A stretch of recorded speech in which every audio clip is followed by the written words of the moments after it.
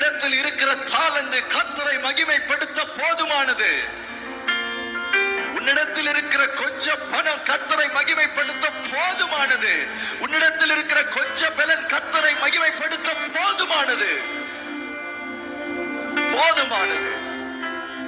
அவரை பார்த்து சொல்லுங்க, தகப்பனே, என்னை நம்பி, என்னை உண்மையுள்ளவன் என்று நம்பி, மகனே, நீ உன் கையில வைத்திருக்கிற கர்த்தருடைய அபிஷேகத்தையும் கிருபைகளையும், உனக்கு கொடுத்திருக்கிற கொஞ்சம் ஊழியத்தை திராணியும் அற்பமா எண்ணாதே. அந்த கூழாங்கல்லுமே நீ உண்மையுள்ளவன் என்று நம்பி உன் கரத்தில் இருக்கிறது. கூழாங்கல் தானே? இல்ல, நீ உண்மையுள்ளவன் என்று நம்பி அது உன் கரத்தில் இருக்கிறது. என் நாமத்தின் மகிமைக்காக வாழ ஆரம்பி.